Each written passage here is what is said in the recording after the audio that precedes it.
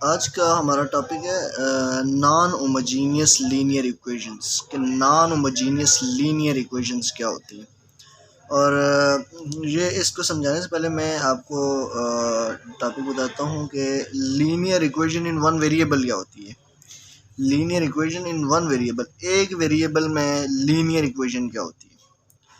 और फिर मैं आपको ये भी बताऊंगा कि लीनियर इक्वेशन क्या होती है। खाली लीनियर का क्या मतलब है कि लीनियर इक्वेशन क्या होती है। इन वन वेरिएबल तो एक वेरिएबल उसमें होता है।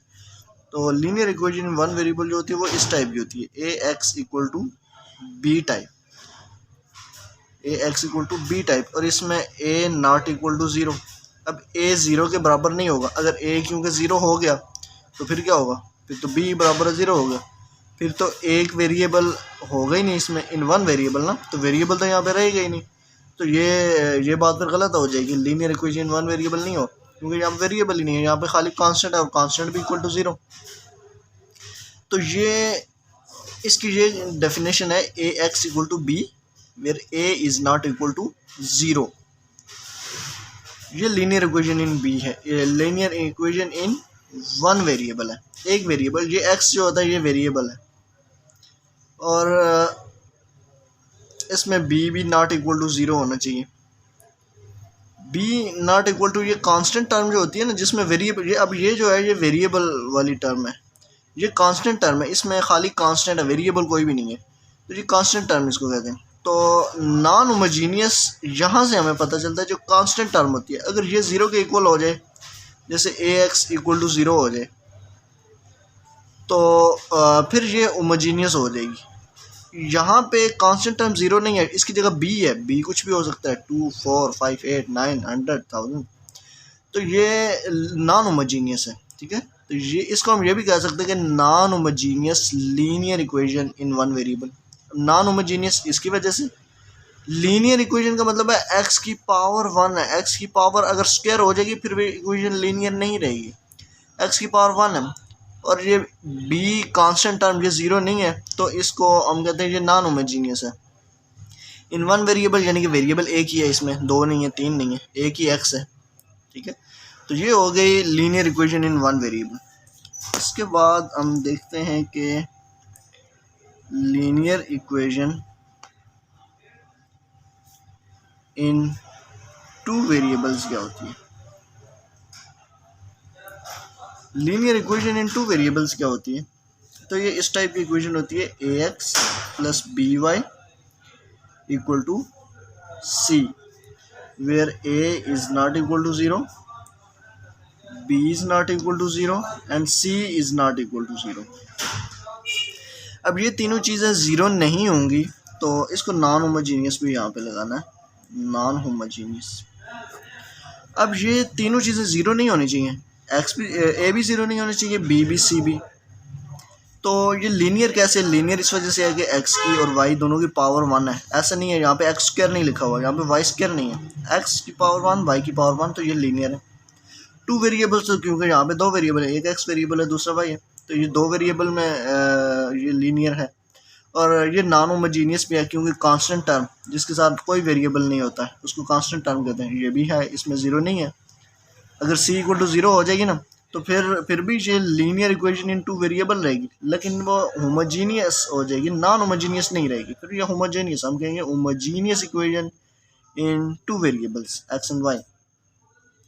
ठीक है, इसके बाद हम आते हैं linear equation, non homogeneous linear equation in three variables.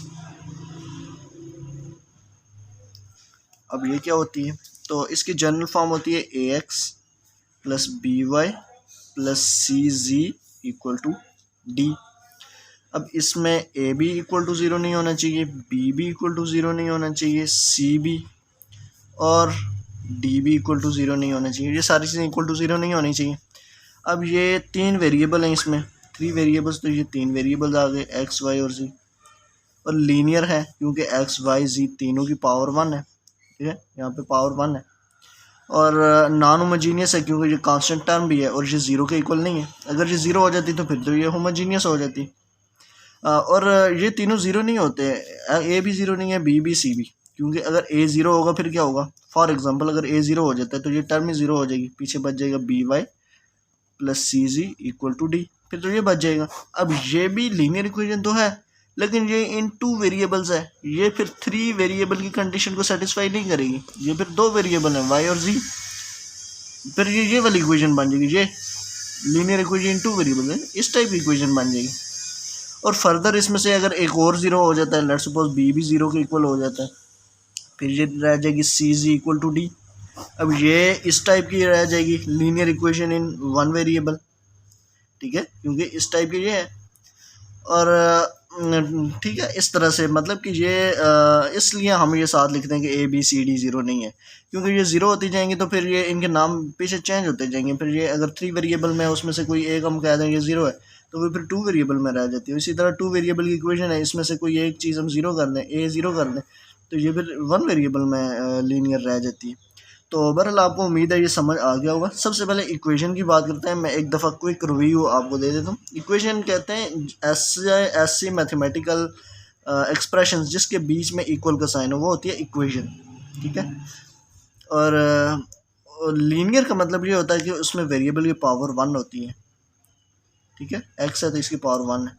और यहाँ पे 1 वेरिएबल का मतलब है ये इधर एक वेरिएबल एक्स था और इधर 2 वेरिएबल था, इसका मतलब यहाँ पे 2 वेरिएबल थे, और ये 3 वेरिएबल में थे, इसमें 3 वेरिएबल थे एक्स वाई और जी। और नॉन होमोजीनियस का हमेशा ये मतलब होता है जो कांस्टेंट टर्म होती है, यानी ऐसी टर्म जिसके साथ वेरिएबल मल्टीप्लाई नहीं हो रहा होता, जैसे ये बी है, खाली बी है, इसके साथ कोई एक्स वाई जी कुछ नहीं है, तो ये कांस्टेंट टर्म ये ज़ीरो के इक्वल नहीं होती, तो उन इक्वेशंस को हम कहते हैं कि ये नॉन होमोजीनियस इक्वेशंस हैं। और अगर ये ज़ीरो हो जाती हैं तो फिर ये होमोजीनियस हो जाती हैं। तो बस आज के लिए इतना काफ़ी है, और अगले लेक्चर में हम पढ़ेंगे सिस्टम ऑफ लीनियर इक्वेशंस क्या होता है और उनको मैट्रिसेस को यूज़ करके कैसे सॉल्व किया जाता है। तो आज तक के लिए इतना काफ़ी है। अल्लाह हाफिज़।